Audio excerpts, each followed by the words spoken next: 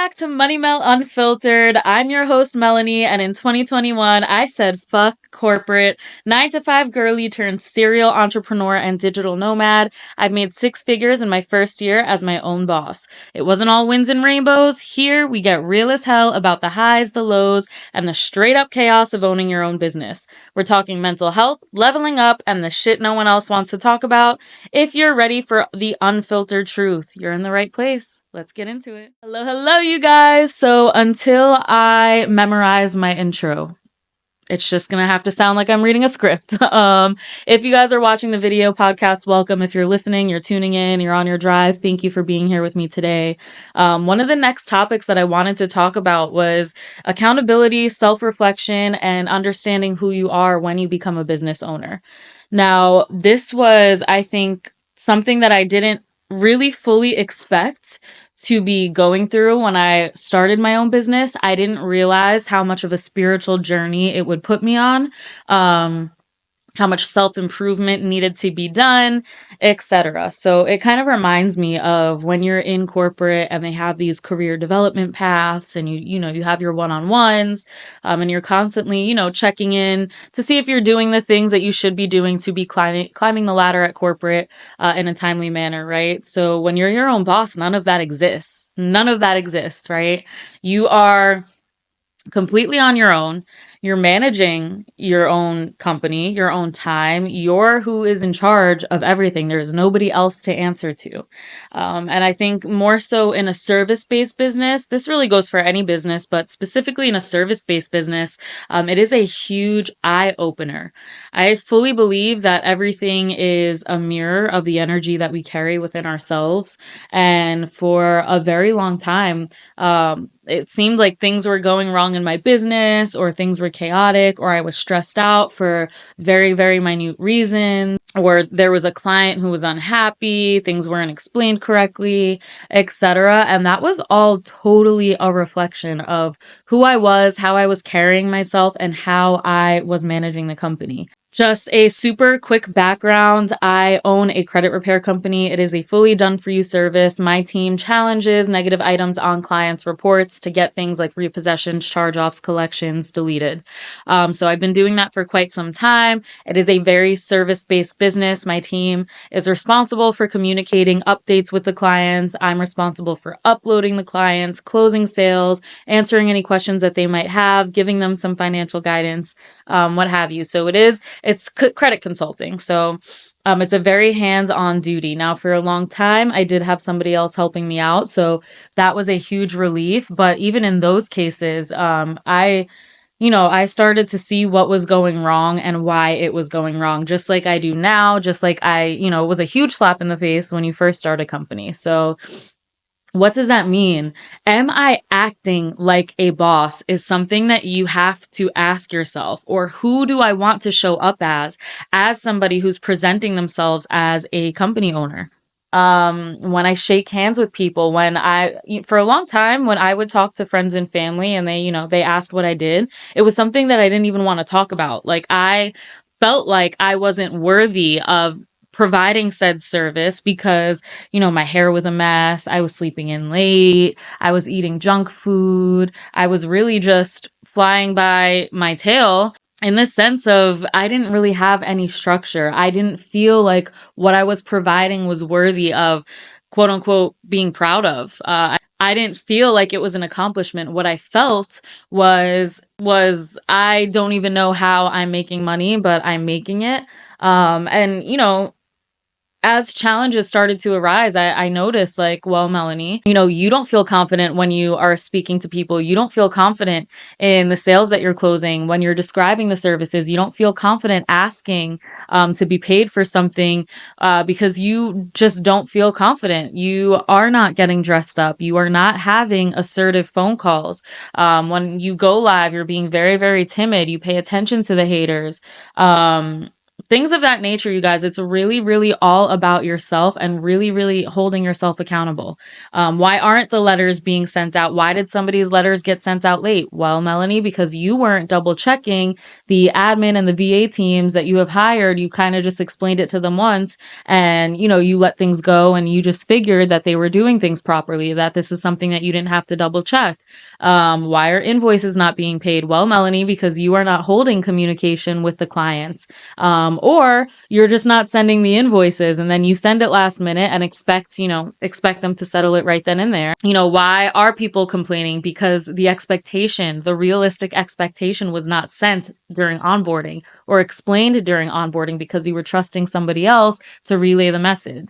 It's a lot of like, why is said thing going wrong? Why do I feel avoidant? Why do I not want to face what's going on? Well, Melanie, because you are not doing everything that you can possibly do as a boss, as somebody who is in charge of a company, as somebody who is trusted to provide said service, as somebody who presents themselves as a business owner.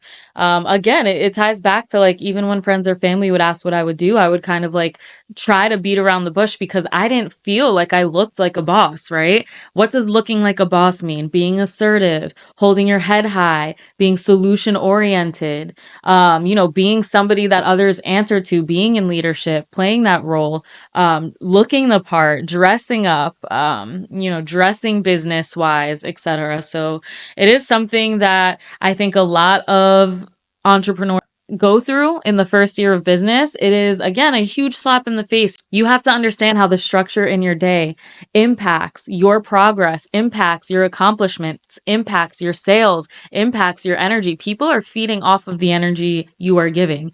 So if you are in a service-based business, and let's just say you are going to clean somebody's carpets, and you show up and you act like you don't want to do it, you show up super late, you were supposed to show up at 3, you never called, you just showed up at 5 because you were running behind, you didn't ask them to settle the invoice right then and there, you just did the job, you walked away because you were intimidated by doing so, and the whole time you're doing it, you're second guessing yourself. You've got your head between your tail between your legs.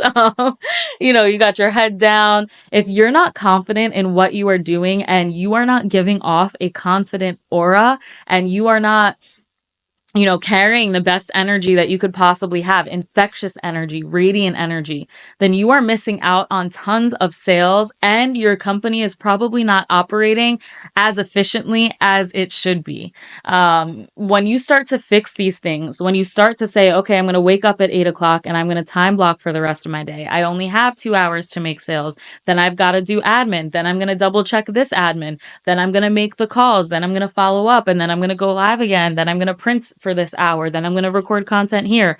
When you have a structure in your day based around your business and the tasks that need to be done and the preventative things that you could be doing, and when you can really structure and you can see a game plan of how you are going to accomplish X, Y, and Z, it makes things not just easier. You spend less time doing things that you just lollygagged around all day waiting to do. You can knock things out when you time block. You feel better because you're accomplishing so much in one single day. You can look yourself in the mirror and say, okay, I am a boss, right? Imposter syndrome is a huge, huge, huge thing in entrepreneurship. And I'm going to make a completely separate episode about that. But it is really easy to say, like, I don't deserve to own this business. Like, people are looking at me like I'm a business owner, but like, what am I doing with my day? I'm just letting VAs run shit. I'm going live, I'm making sales, and then I'm just going about my day, right? It's easy to place yourself in that mindset to feel like you're not worthy of the success that is either already happening or coming your way. But I feel that when you switch your mindset and you start behaving like a boss, and you start behaving like somebody who owns a business, you start networking, you start scheduling Zoom calls with other entrepreneurs, you have a business meeting, you fill your day and your time slots with things, and it doesn't have to be a full day. Like, you can get all of your work done within 2 hours and still feel like you had an amazing work productive day. So again, when you switch that mindset and you suddenly trust yourself, you trust that you can accomplish these goals that you've set ahead of yourself. You trust that you can dip and dabble into new adventures. At that point, that is when imposter syndrome really goes away. So it can be really, really easy to fall into this spiral of like, I'm a piece of shit. I don't know what I'm doing. How did I get here? Why do I think that I can make this money by myself? I need a job. It is super, super easy to start looking at your habits and looking at your productivity and feeling bad about yourself, which I think is a great thing when it comes to entrepreneurship, because that's what needs to change, right?